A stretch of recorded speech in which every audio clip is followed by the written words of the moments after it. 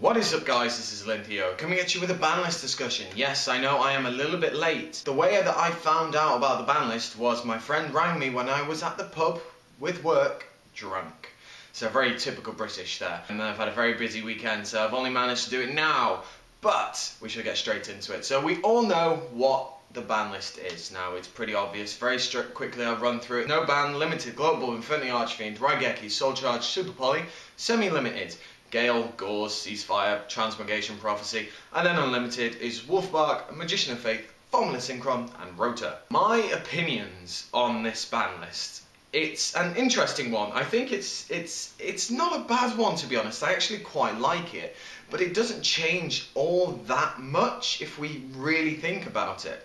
So we go to global, the very first one of the most controversial ones that came off the list. It's one that I actually didn't expect back, but it's one that I said could come back a long time ago, because I'm a little bit biased. I love the plant format. It was so much fun. You think, is plants back? Are plants completely back now?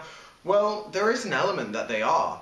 And it's going to be very interesting to see when Quasar comes legal for us, that it comes out. You know, Europe are going to start picking up plants and making Quasar plants for the first time. So that's going to be very interesting. Silvans get a nice little boost as well, because Global can so nicely fit into that deck. Not only does it allow for more synchroing access, because you have the tuner, but it allows for the precision milling, which is a very important thing, because not just with Global, not only can you get off its effects, special summon itself to make some plays later, it means that you actually get effects off with your Silvans, and I think it is really, really good. So it's a nice little boost, even though they lost Soul Charge, which Soul Charge is played in that deck, and I know a lot of people say Soul Charge isn't the main reason for Silvans, like they don't have to use it. No, they don't, but that is still a hit to them. That is an indirect hit, and that's just my opinion, but I think, you know, that is a pretty fair thing to say. Infinity Archfiend, Archfiends are dead. This isn't like Barrier going to 1, they're dead. Raigeki, that's the second controversial one. Holy shit, that's one thing I didn't actually see coming back ever. Now, when my friend told me about this, I was drunk, so I thought, you're pulling my leg here. So I kind of just ignored him about it.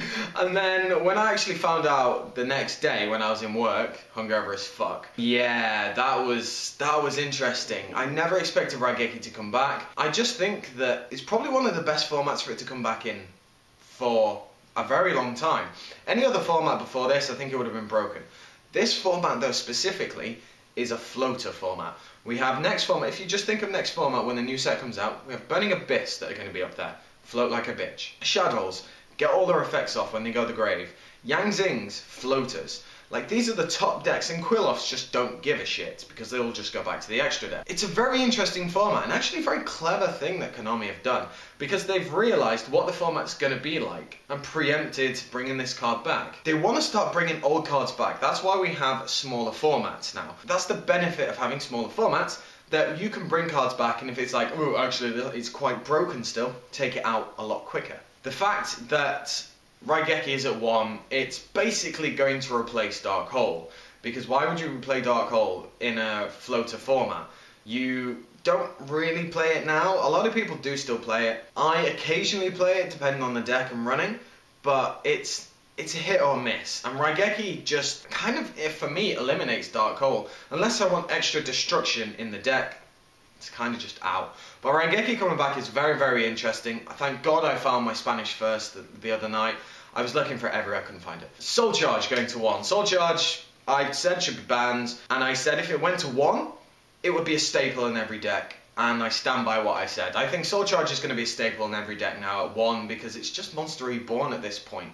Like, there is no downside to really running it. It's not like where you're running 3 and you have to make a big play and you have to pay big life points and then you've got 2 dead cards in the deck. Now you've just got 1 Soul Charge and it's just good. Super Poly. Not sad to see that go. That card is a bitch. So semi-limited, Gale.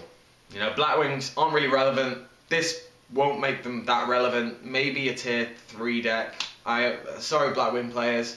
I just don't see anything happening. Gauze, when the fuck did you last get gauzed? And when did it even matter? Gauze isn't relevant anymore, which is a very strange thing to say, considering Gauze was one of the most feared cards back in the day, and now no one gives a shit. Ceasefire, bit of an extra hit for burns, you know, bit of a nice boost, but Ultimately, I don't think it's going to make that much of a difference. Burn will still top here and now, every so on and so forth, but it's not really going to make that much of a difference for me. Transmigration Prophecy, the loop is back. If you don't know what I mean, is you have 2 copies of Transmigration, you have 1 engraved, you transmod 1 back and another card, that goes when you get it set, so you basically don't deck out.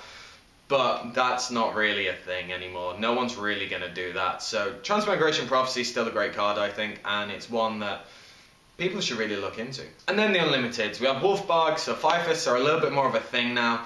They actually get their Wolfbarg back, and that was such a fair thing to come back, because there are just so many cards that are exactly the same as Wolfbarg. They're at 3 now, like Stell Knights have it and everything, so completely fair to the Firefist players, and I think we'll be starting to see a little bit more Firefist, but not all that much, because I think it's still a bit of a slow deck. Magician of Faith, no one gives a shit. Formula Synchron, very cool.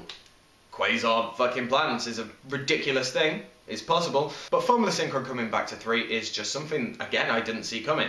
But I think it's actually quite nice, so I'm quite happy with that. And then Rota.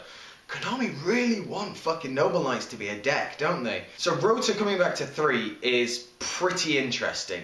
This gives a lot of indirect support to a lot of decks. Ones that I can think of straight away. Noble Knights, 6 Samurais. We really don't want 6 Samurais coming back because I fucking hate them. Noble Knights getting 3 Rota. Also getting new support from Merlin. And getting everything else. It's slightly worrying the fact that Konami are really fucking pushing for this deck to be good.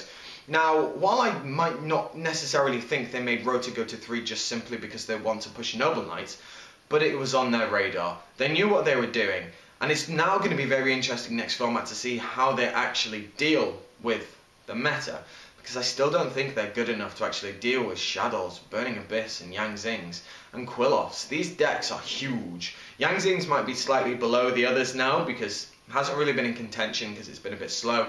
But when the new support comes out, Jesus, just wait for it. So the ban list overall, not bad. There are some interesting ones there, Global Raigeki, and I'm pretty happy with that list. So I'm expecting a lot of things to change in January. I'm expecting some old decks to be kind of killed off a little bit, like how Archfiends was. It's just kind of going to be a thing. I'm really surprised Mermals are still around. That has surprised me quite a lot. But I want to know what you guys think of the ban list now you've had time to mull it over with my lateness.